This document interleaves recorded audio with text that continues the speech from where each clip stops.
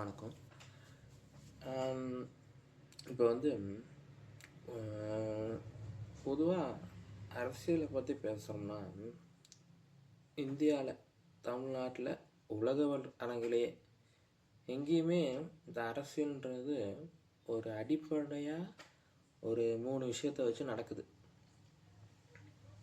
முதல் வந்து உலக ரீதியா பார்த்தீங்கன்னா, இந்த இனம் அப்படின்னு அவன் வந்து இந்த இப்போ எப்படி சொல்கிறது, இவங்க வந்து இந்த நாட்டுக்காரவங்க, அதாவது கருப்பாக இருக்காங்க, வெள்ளையாக இருக்காங்க, அது ஒரு அரசியல் நடக்குது. ஆனால் மொத்தமாக உலகம் முழுவதுமாக நடக்கிற அரசியல் மதம் வச்சு அரசியல் பண்ணுறவங்க நிறையா இருக்காங்க. அதுலேயும் உலகத்தை தாண்டி இந்தியாவுக்கு வந்துட்டீங்க அப்படின்னா, இந்தியாவில் முக்கிய அரசியல் மத அரசியல் தான். மதத்துக்குள்ளே இன்னும் என்ன அரசியல் நடக்குது? ரெண்டாவது விதம் என்ன? அது தெரியும் நமக்கு. அது சாதியம். சாதியத்தை வச்சு நடக்கிற அரசியல் அது இன்னும் பெருசு. இந்தியாவுக்குள்ளே சொல்கிறேன். இந்தியாவுக்குள்ளே சாதியத்தை வச்சு நடக்கிற அரசியல் ரொம்ப பெருசு. அதில் தினமும் யாரோ ஒருத்தர் வந்து ஒரு ஏற்றுக்க முடியாத ஒரு காரணங்களால் கொல்லப்படுறாங்க. நிறைய பேருக்கு நிறைய அநீதி நடந்துட்டு தான் இருக்குது. இதை பற்றி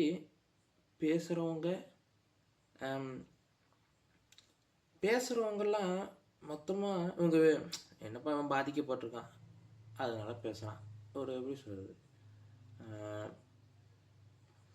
அதுக்கு நிறைய சொல்லுவாங்க. என்ன சொல்கிறது, இதெல்லாம் அதை வந்து நார்மலைஸ் பண்ணிட்டாங்க. இதெல்லாம் யதார்த்தமாக நடக்கிறது தானே அப்படின்ற மாதிரி. இதே ஒரு 50 வருஷத்துக்கு முன்னாடி இது வந்து உண்மையாக யதார்த்தமாக இருந்தது, அதே தப்பு தான். ஆனால் இன்றைக்கும் அது யதார்த்தமாக இவங்க மேலே இவங்க கீழேன்ற ஒரு எண்ணம் இன்றைக்கும் இருக்குன்னா அது மக்கள் மனநிலை ஏன் அப்படியே இருக்குது? சாதியத்தை உருவாக்குனது எல்லா குடியும் அவங்கவுங்க செய்கிற தொழிலை வச்சு சாதியத்தை உருவாக்கிக்கிட்டாங்க. ஆனால் அந்த சாதியத்தை வச்சு பிரிவினைவாதம் வரல, தீண்டாமே வரல. ஆனால் அது எப்போ வந்துச்சு? ஒரு 400-500 ஆண்டுகளுக்கு முன்னாடி தான் வந்திருக்கு. 400 ஆண்டு 500 ஆண்டுன்னு கூட இல்லை, இன்னும் கொஞ்சம் பக்கத்துலேயே தான் வந்திருக்குன்னு சொல்கிறாங்க. அதை வச்சு பிரிவினை இருக்குது. இது ரெண்டாவது. முதல் மதம், 2 சாதினா, மூணாவது இன்னொன்று இருக்குது, மொத்த அரசியலும். இப்போ முதல் 2மே இதுக்குள்ளேயும் அடங்கும்.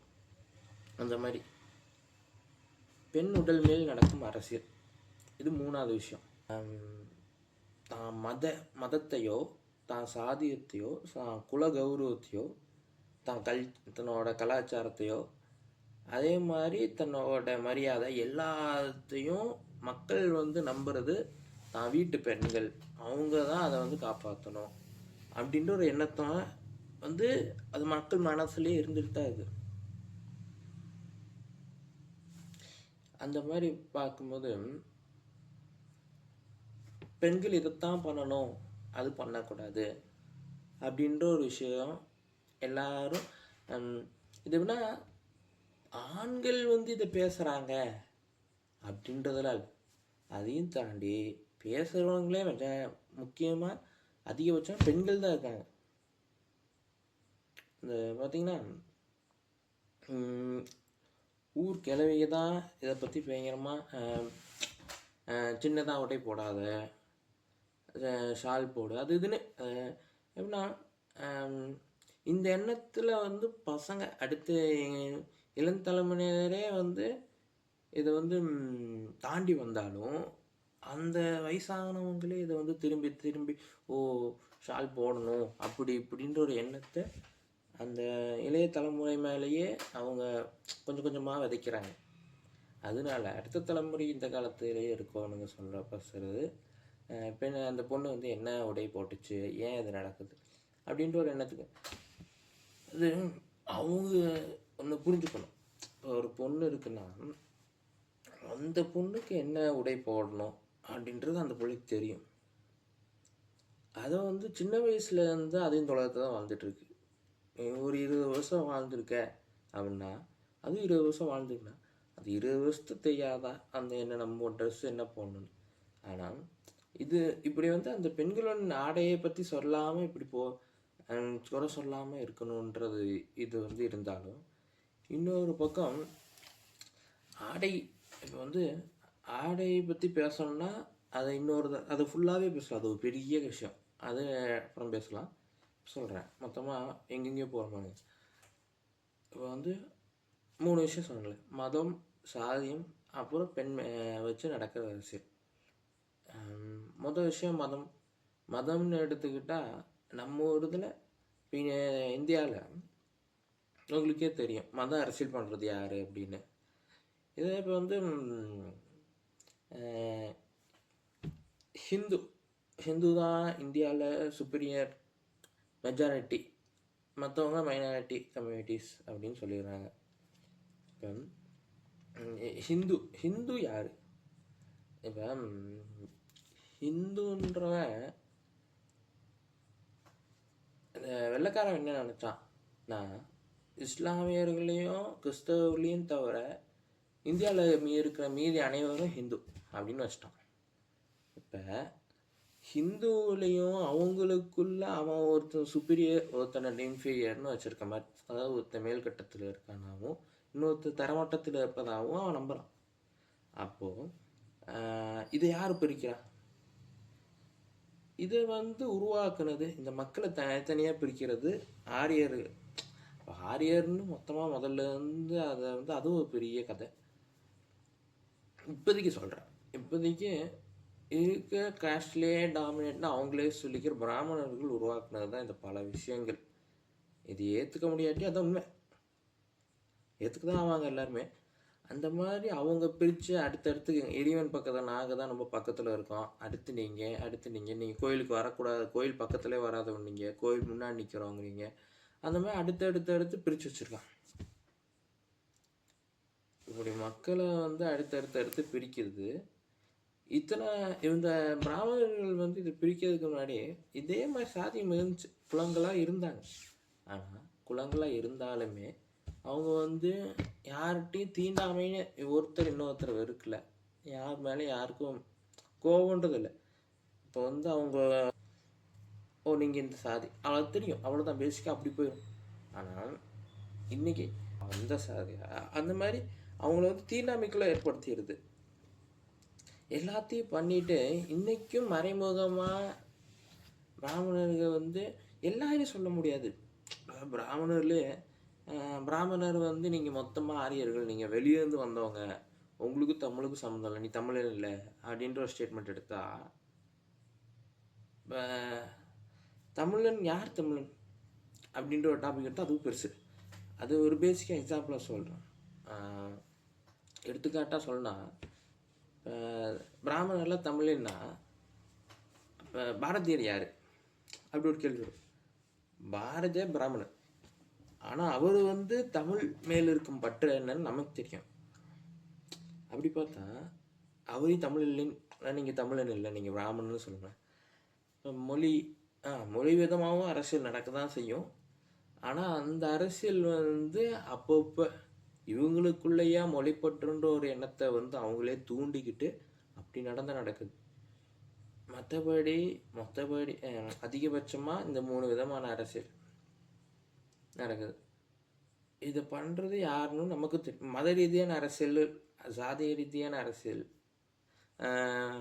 பெண் மீது நடக்கிற அரசியல், இது 3 அரசியலையும் இந்தியாவில் ஒரு கட்சி பண்ணுதுன்னு நமக்கே தெரியும்.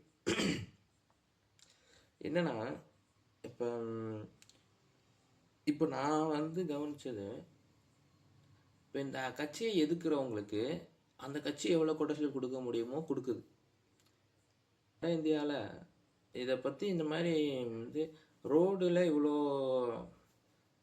ஊழல் பண்ணியிருக்காங்கன்னு ஒருத்தர் ரிப்போர்ட்டர் சொல்கிறாரு.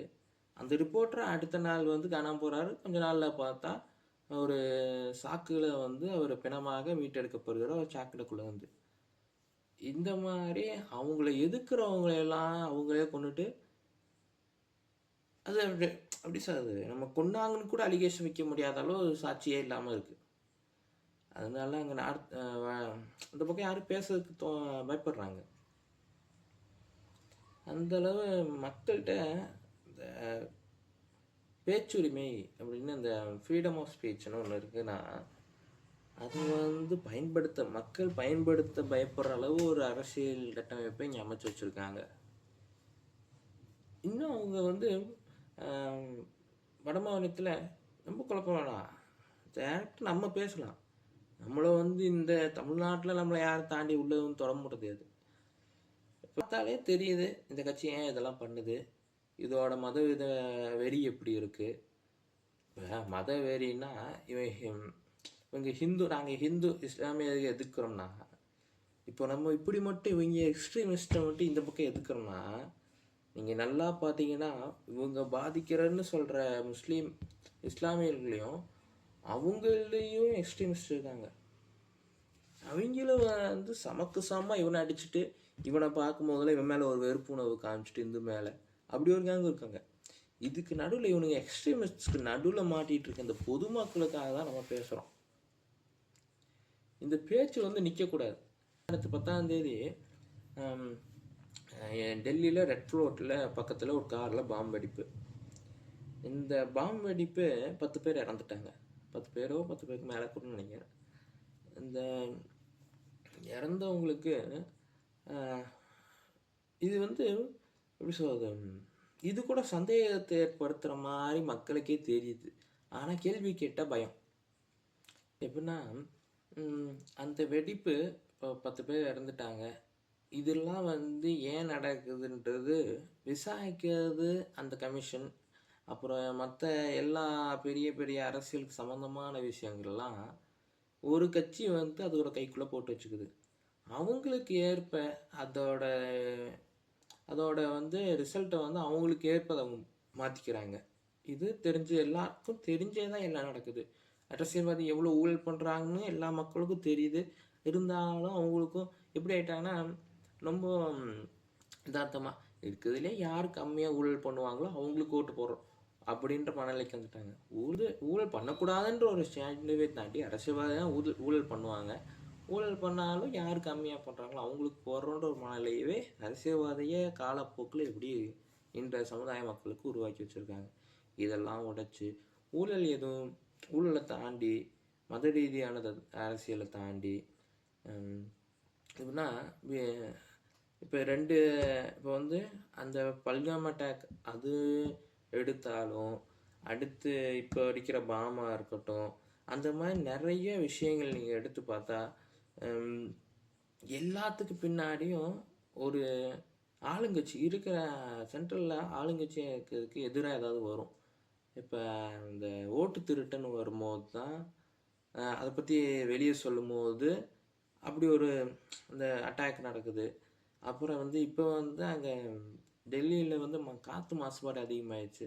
அந்த காற்று மாசுபாடு அதிகமாகிடுச்சு அப்படின்னு போராடினாங்க. அந்த போராட்டம் போயிட்டே ரொம்ப உச்சக்கட்டத்தை அடையும் போது கரெக்டாக இது தசை திரும்பமாக வந்துடுச்சு. இதுக்கெல்லாம் பின்னாடி இருப்பாங்களா, இருக்க மாட்டாங்களா, அந்த மாதிரி கேள்விகளும் மனசில் ஓடிக்கிட்டே தான் இருக்க மாதிரி இருக்குது. அரசியல் பேசுறதுன்றது ஒரு சமூகத்துக்கு மொத்த மக்களுக்கு ரொம்ப முக்கியமான விஷயம். எல்லாமே அரசியல் தான். நீ உணவுல இருந்து அணிகிற ஆடையிலிருந்து அனைத்துமே எல்லாமே அரசியல் தான். உன் வேலை வாய்ப்புலேருந்து ஒவ்வொரு ஒரு கல் நகர்த்துவது கூட அரசியல் தான்ற மாதிரி தான் இந்த உலகம் கட்டமைக்கப்பட்டிருக்கு. அதில் எனக்கு அரசியலே சம்மந்தம் இல்லை, அரசியலுக்கும் எனக்கு சம்மந்தம் இல்லைங்க அப்படின்னா சொல்லிக்காரு. அரசியல் நீங்கள் ஈடுபடலைன்னா அரசியல் உங்கள் மேலே ஈடுபடுன்னு இருக்காங்க. அது நம்மளை தாக்கும், அரசியல் கண்டிப்பாக தாக்கும். இதை லெனின் தான் சொல்லியிருக்காரு அப்படின்னு நினைக்கிறேன். இருந்தாலும் ஒரு சில பேருக்கு அதோட தாக்கம் மைல்டாக இருக்கும், ஆனால் ஒரு சில வாழ்க்கையில் ரொம்ப அதிகமாக இருக்கும். இந்த மைல்டாக இருக்கிறவன் அதை பேசாமல் இருக்கும்போது அவனோட தாக்கம் அவனுக்கு தெரியாது. ஆனால் பேச வேண்டியவங்களே பேசாமல் இருக்கிறது ரொம்ப தப்பு. அதனால் முடிஞ்ச வரைக்கும் அனைவரும் அரசியல் பழகுங்க. நான் இது எனக்கே தெரியும், ஒரு 2 வருஷம் முன்னாடி எனக்கு இவ்வளோ அரசியல் ஓரளவு இப்போ எனக்கு முழுசாக தெரியும். இப்போ தெரிஞ்ச வரைக்கும் தெரியுமானே எனக்கு தெரியாது.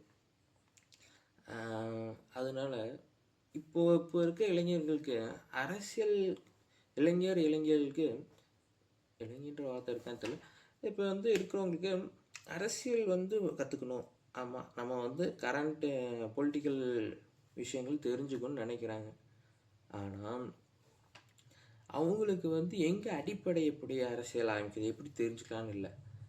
அதனால தமிழ்நாட்டோட அரசியல் முழுசாக நான் வந்து ஒவ்வொரு பங்காக பிரித்து அது எப்படி முதல்ல இப்போ தமிழ்நாட்டில் நடக்கிற மத அரசியல் எப்படி இருக்குது, சாதி அரசியல் எப்படி இருக்குது, பெண்கள் மீது இருக்க அரசியல் எப்படி இருக்குது, மொழி வாரியான அரசியல் எப்படி இருக்குது, அது மட்டும் அந்த மாதிரி இருக்க அரசியல்களும் சமுதாயத்தில் நடக்கிற தினசரி பிரச்சனைகளையும் நான் அடுத்தடுத்து உங்களுக்கு ஒவ்வொரு விதமாக பிரித்து சொல்கிறேன். நம்மேல் நடக்கும் அரசியல், நமக்கு நம் கண்முன் பிறருக்கு நடக்கும் அரசியல் பிரச்சனைகளும், அதே போல் மொத்த நாடு முழுவதும் இருக்கிற எல்லா பிரச்சனையும் நம்ம பேசணும். அந்த மாதிரி நான் பேசுவேன். வரும் காலங்களில் என்ன நான் மனசில் நினைக்கிறனோ, இந்த அரசு எப்படி கட்டமைக்குதுன்னு ஒன்றுமே தெரியாதவங்களுக்கு கூட இது எப்படி பிரிஞ்சு வந்திருக்குன்றது என்னோடய தலைமுறை மக்களுக்கு நான் அதை சொல்லணும்னு நினைக்கிறேன். என் தலைமுறை யார், ரெண்டாயிரங்களுக்கு அப்புறம் பிறக்கிறவங்க, அந்த மாதிரி காலங்களில் பிறந்தவங்களுக்கு தான் பெருசாக அரசியல் ஆகாமல் இருக்காங்க. அவங்களுக்கு கொஞ்சம் ஒவ்வொரு கட்சி தனிச்சே சொல்கிறேன், ஒவ்வொரு கட்சியோட கொள்கை என்ன, அந்த கொள்கைக்கு வந்து முழு விரிவாக்கம் என்ன, அந்த மாதிரி முழுசாக எல்லாத்தையும் உங்களுக்கு சொல்கிறேன். அடுத்தடுத்து நீங்கள் பாருங்கள், என்ன சொல்கிறேன்னு தெரியும். நன்றி.